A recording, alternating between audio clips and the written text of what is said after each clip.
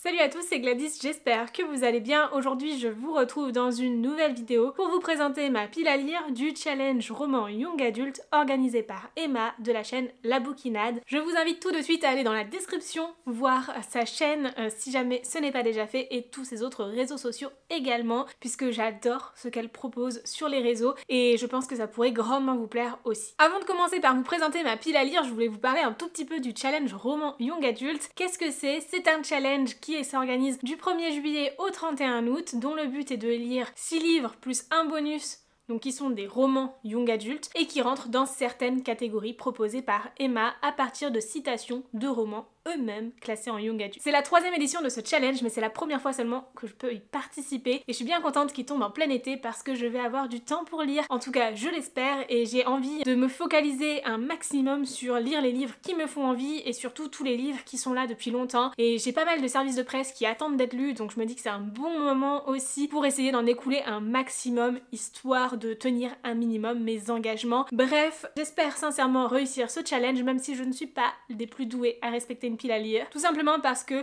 là maintenant tout de suite ces livres me font envie, ces livres correspondent aux catégories attendues, mais il est fort probable que d'ici 2 semaines après avoir fini quelques romans, eh bien je n'ai plus du tout envie de lire cela, donc ça risque d'être un peu compliqué, on va voir. Je suis trop une lectrice émotionnelle pour ça et j'ai beaucoup de mal à me tenir aux piles à lire, mais on va tester. Écoutez, honnêtement je réussis rarement mes challenges, je réussis rarement à lire même les piles à lire que je peux m'organiser moi-même de mon côté chaque mois sans les communiquer.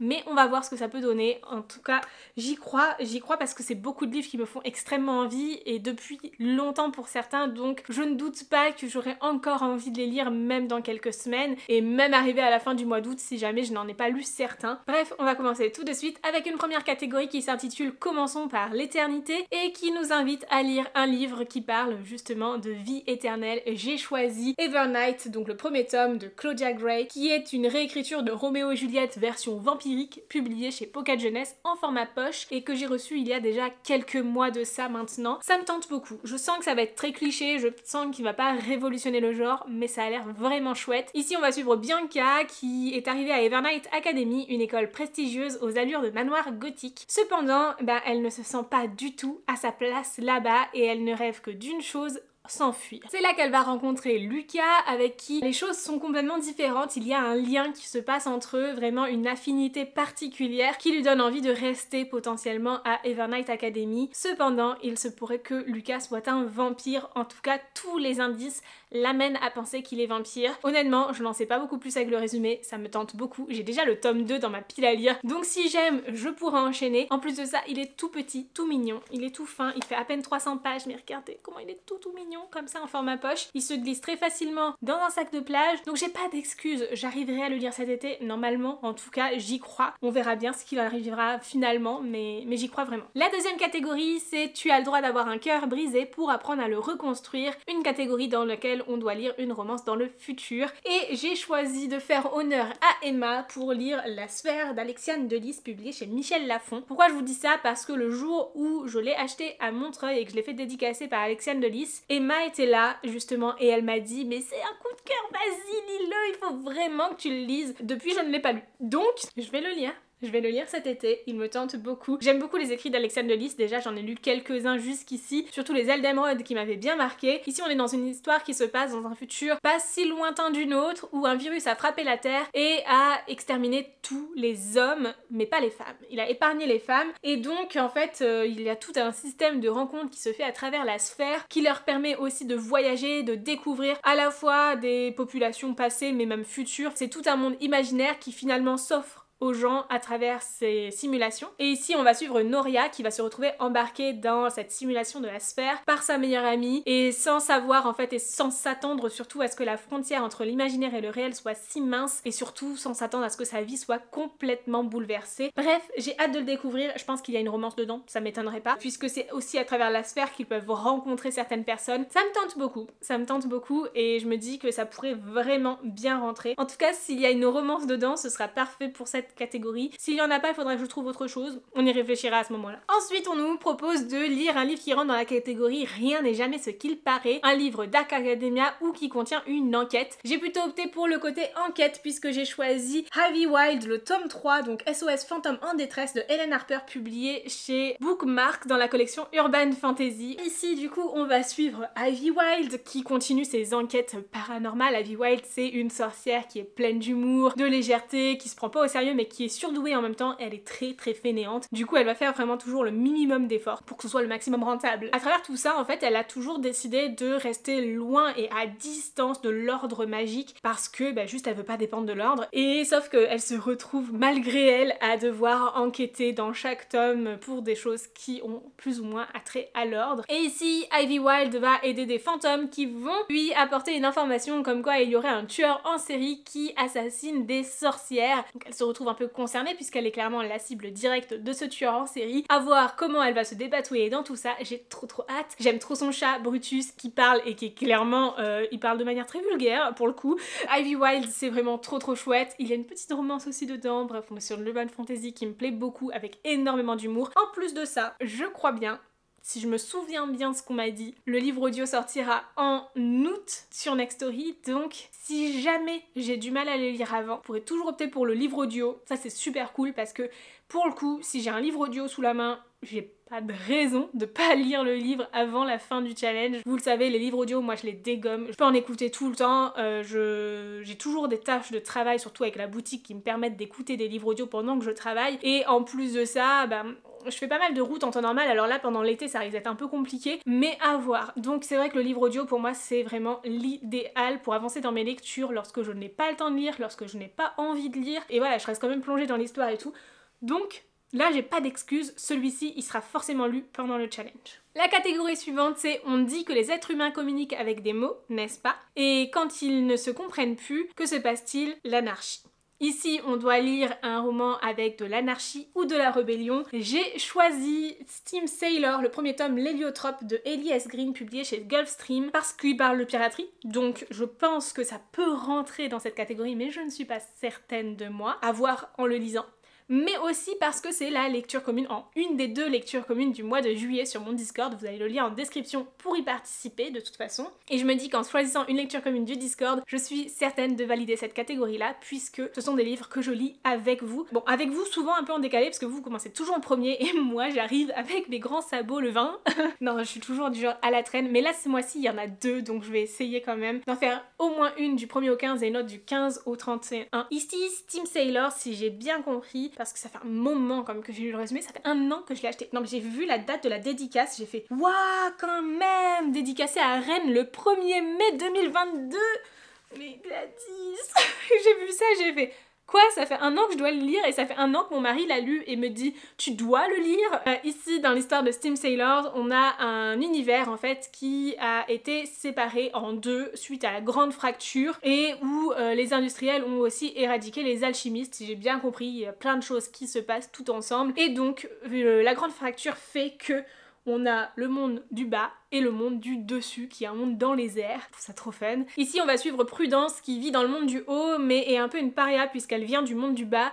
Et un jour, en fait, lors d'une attaque particulière, elle va se faire enlever par un vaisseau pirate, donc l'héliotrope, je suppose. Et elle va, du coup, rencontrer cet équipage et progressivement comprendre leur motivation et comprendre l'intérêt qu'a cet équipage, puisque, en fait, ils cherchent une série de clés qui sont disséminées partout dans ce monde et qui pourraient permettre de trouver la cité des alchimistes. Et ça changerait tout au destin de tout le monde. Bref, ça a l'air trop chouette, je suis trop contente de le lire en lecture commune, de enfin découvrir cette saga. C'est une trilogie, j'ai les 3 premiers tomes. Et si vous voulez lire cette histoire avec nous sur Discord, sachez qu'il est disponible en e-book sur l'application Nextory, qui est mon partenaire à l'année. Vous avez toujours dans toutes mes vidéos le lien en description qui vous permet d'avoir 45 jours d'essai gratuit de l'application, dont 15 heures d'écoute. C'est l'offre standard. Si vous poursuivez après ces 45 jours, vous serez facturé 9,99 €, mais vous pouvez résilier avant la fin des 45 jours pour ne pas être élevé et vous aurez profité de 45 jours d'utilisation de l'application. Ça va vraiment jusqu'au bout, même si vous résiliez au 15e jour, quelque chose comme ça. Profitez-en parce que ça vaut vraiment le coup. Moi personnellement j'utilise Nextory tout le temps. Si je vous parle régulièrement de Nextory, c'est pas juste parce que je touche une commission quand vous testez l'application avec mon lien, mais surtout parce que je l'utilise au quotidien et vraiment je crois vraiment à cette application. Je trouve qu'elle apporte beaucoup et vraiment c'est aussi une manière d'accéder à la lecture gratuitement et ça n'a pas de prix. Donc n'hésitez pas si vous voulez soutenir cette chaîne au passage à passer par mon lien et puis si vous avez déjà testé une période d'essai il y a quelques temps, retestez parce que ça devrait marcher aussi. La catégorie suivante c'est il est essentiel que vous répondiez à cette question. Qui sommes-nous? Une catégorie dans laquelle on doit lire un livre avec une question d'identité. Pour cette catégorie, j'ai choisi la deuxième lecture commune du Discord du mois de juillet. Il s'agit de Cemetery Boys de Hayden Thomas, publié aux éditions ActuSF dans la collection Naos, qui est également disponible sur Nextory, mais cette fois-ci en format audio. On m'a dit par contre que les passages en espagnol n'étaient pas traduits dans la version audio, donc j'attends de voir ce que ça donnera, mais j'ai peur de pas tout comprendre. Ça peut être quand même un bon support pour avancer dans la lecture, en plus du livre papier par contre. Pourquoi j'ai choisi une lecture commune de Cemetery Boys en juillet? Eh bien tout simplement parce que ce livre sort en format poche en juillet aussi, aux éditions Brajlon, je crois chez Big Bang, mais je ne suis pas sûre de la collection. Je me dis que ça peut être le bon moyen, encore une fois, de vous permettre d'accéder à la lecture à moindre frais. Vous pouvez opter pour le brocher chez ActuSF comme je l'ai fait, ou acheter le poche, l'emprunter en bibliothèque si c'est possible parce que ça fait un petit moment que le brochet existe, ou encore opter pour la version audio sur Nextory. Je crois qu'il est aussi disponible en audio sur Audible, donc choisissez la plateforme que vous préférez. Ici, Cemetery Boys, c'est l'histoire de Yadrel qui est un brujo, donc dans un monde où il y a des brujas et des brujos. Les brujas ont des pouvoirs de sorcellerie qui permettent de guérir les gens, etc. Alors que les brujos, donc les hommes, eux, ont le pouvoir de communiquer avec les morts et de les ramener à la vie. Yadrel va se rendre dans un cimetière pour être en contact avec son cousin. Sauf que il ne ramène pas le bon fantôme à la vie et se retrouve avec un fantôme qui lui colle au basque, qui n'est pas du tout le bon en question. Va ensuite s'instaurer plein d'aventures qui dépassent tout ce qu'il pouvait imaginer et en même temps un lien très très fort avec ce fantôme, si ce n'est pas de la romance d'ailleurs. J'ai trop hâte de découvrir cette histoire qui a l'air trop chouette, qui va apporter aussi ce côté folklore mexicain que l'on a très très peu dans les romans. Ici du coup on a une homo-romance entre deux hommes, donc je pense que ça rentre dans cette question d'identité. Et en plus de ça, l'auteur est trans, donc il y a eu forcément à un moment donné une question d'identité, que ce soit dans l'écrit de ce récit ou au cours de la vie de l'auteur, et je pense que ça peut très bien rentrer dans cette catégorie. Donc pareil, si vous voulez le lire avec nous, et bien ce sera la lecture commune du mois de juillet également. Promis, j'ai pas mis la lecture commune du mois d'août dans cette pile à lire parce qu'elle est un peu plus adulte aussi. Ce sont pour les deux des lectures communes qui sont à rythme libre, donc c'est-à-dire que la lecture est ouverte tout le mois, vous lisez quand vous voulez, et il y a des petites sections en fait par groupe de pages. Je crois que j'ai coupé en 70-75 pages à chaque fois pour qu'on communique de manière assez fréquente sans trop se spoiler non plus. La sixième catégorie, c'est ça te tuerait de sourire de temps en temps, une catégorie dans laquelle on doit lire un livre avec une romance slow burn. J'ai choisi, suite aux recommandations que j'ai pu avoir, La chasseuse et l'alchimiste de Alison Saft, publié chez Big Bang. Je me dis que ça pourrait être un livre qui rentrerait bien dans cette catégorie puisqu'apparemment une bonne partie de l'histoire est centrée sur une romance slow burn justement, donc parfait. Ici, c'est l'histoire de Margaret qui veut participer à une chasse pour sauver sa mère, si j'ai bien compris. Et pour ça, il faut à chaque fois des duos chasseurs-alchimistes. Margaret est chasseuse et donc elle va trouver un alchimiste, mais pas n'importe qui, un apprenti alchimiste qui s'appelle Wes. Et ensemble, ils vont pouvoir ensuite participer à cette chasse. Il paraît que la chasse n'est pas au centre de l'histoire, mais que voilà, il se passe plein de choses avant et que la chasse c'est plus vers la fin du roman. Donc à voir, le résumé est peut-être pas si bien fait et en même temps moi je vous fais un résumé du résumé, donc c'est un peu n'importe quoi. J'ai hâte de le découvrir parce que ça fait un moment qu'il est dans ma bibliothèque. Je sais que plusieurs personnes ont été déçues par cette lecture et c'est ce qui m'a freinée d'aller vers ce livre, mais honnêtement maintenant que je sais à quoi m'attendre exactement, je me dis que potentiellement ça me plaira bien et moi j'aime pas trop la chasse, donc ça m'arrange bien que ce ne soit pas le centre de l'histoire. Donc si la grande majorité du roman c'est de la romance slow burn, ça me plaît amplement. J'aime beaucoup la romance et j'aime encore plus la romance slow burn. Donc voilà, il m'en faut pas plus pour avoir envie de le lire et j'espère le lire du coup là courant juillet. Et lui c'est un service de presse aussi comme le tout premier de cette sélection.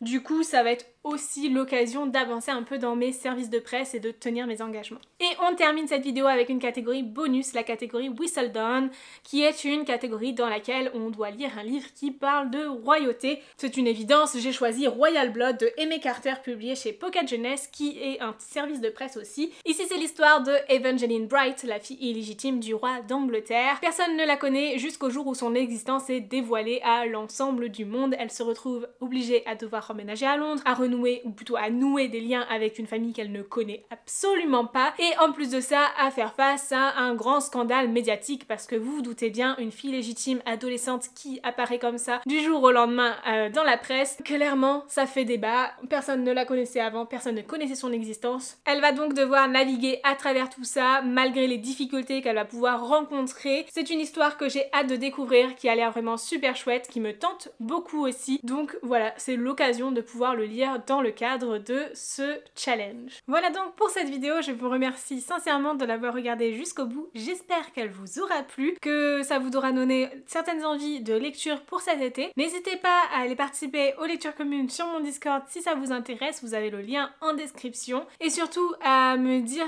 si vous participez à ce challenge, et si c'est le cas, quel livre vous comptez lire pendant l'été. Franchement, j'espère qu'on sera nombreux à participer à ce challenge parce qu'il est plutôt cool. C'était pas forcément évident de mettre des livres dans ces catégories, mais sincèrement, je pense m'en être plutôt bien sortie et j'ai trop hâte de lire tous ces livres-là. Sur ce, en attendant la prochaine vidéo, je vous fais de très gros bisous, je vous souhaite d'excellentes lectures et je vous dis à très bientôt. Ciao!